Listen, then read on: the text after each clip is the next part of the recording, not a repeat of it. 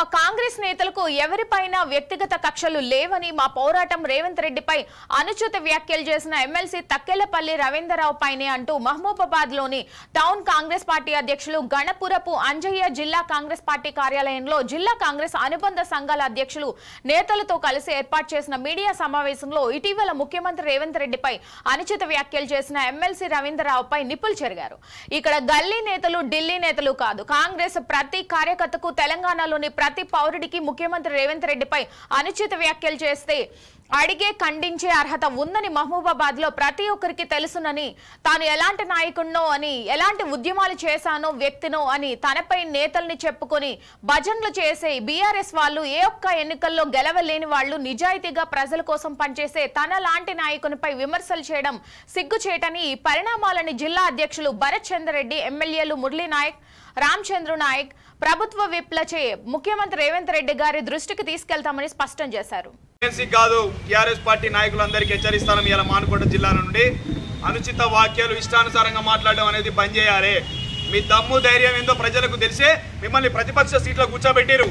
ప్రతిపక్ష నాయకుడిగా వచ్చి నువ్వు అసెంబ్లీలో మాట్లాడలేని నువ్వు, రేవంత్ రెడ్డి గారిని ఎదుర్కోలేని నువ్వు ఇవాళ ఇట్లాంటి వాళ్ళని మాట్లాడి ప్రజలకు ఏం చెప్తాం అనుకుంటారు? మిమ్మల్ని చూసి జనాలు నవ్వుతారు, ప్రజలు నవ్వుతారు.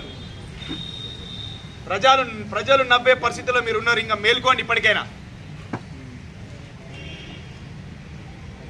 గణపుర పంజన్న ప్రతి ఒక్క మాటకి మీకు సమాధానం చెప్పిండు. ఇవాళ ప్రతి ఒక్క మాటకి మీకు సమాధానం చెప్పిండు.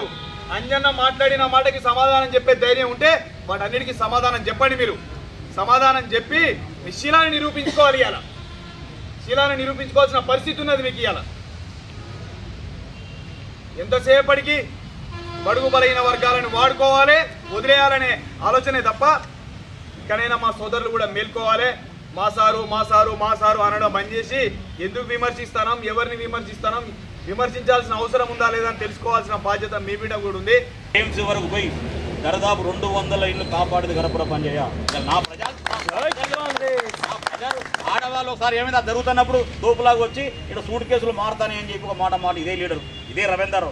అప్పుడు 300 మంది మహిళలు మా బజార్ మహిళలు కూర్చొని మేము కనుక సూట్ కేసులు మారినట్టు నిరూపిస్తే చెప్పుతో కొడతామని చెప్పి నా మహిళలు మొత్తం చెప్పుతో కొడతామని చెప్పి నా భార్య రోజు మాట్లాడింది. ఒక నా భార్య చెప్పాలి నా గురించి, అర్థమైందా? ఒక ఆదర్శమైన వివాహం చేసుకుని జాగ్రత్తగా సమాజంలో ఒక బడుగు వర్గాల బిడ్డగా ప్రాతినిధ్యం కాంగ్రెస్ పార్టీ చేరిన నిక్కచ్చిగా పనిచేస్తా. టీఆర్ఎస్లో ఉన్న రోజులు నిక్కచ్చిన పని చేసిన. నాకు అన్యాయం జరిగింది టీఆర్ఎస్ పార్టీలో. ఉద్యమకాలం మీటింగ్ కూడా నువ్వు కూలగొట్టలేదా? ఉద్యమకాలం మీటింగ్ డిస్టర్బ్ చేయాలని ప్రయత్నం చేసి ఇంకో మాట కూడా అవుతున్నా. శంకర్ నాగ్ విషయంలో 2014లో నువ్వు 10 ఎకరాల భూమి తీసుకుని వాస్తాము, ₹1 కోటి తీసుకుని వాస్తాము. ముత్యాలమ్మ గుడి ద్వారా ఖచ్చితంగా ప్రజా దర్బార్ నిర్మిస్తా. ఇదే సాధుల సీను గారిని పిలుస్తా, అజయ్ సార్ని పిలుస్తా, మరి రంగారావుని పిలుస్తా, పరకాల శ్రీనివాసరావుని పిలుస్తా, మీడియా సోదరుని పిలుస్తా. గణపుర పంజయ్య కనుక తప్పు చేస్తే ఏ నీతికి అవిమాతి పట్ల ఎవరు మోసం చేసినా ఇంకేమైనా చేసినా కూడా అక్కడి నుంచి బుక్కు రాసుకుని స్టేషన్ వరకు వస్తా. బిడ్డ మీరు రాస్తారా మరి ముగ్గురు కలిసి? మరి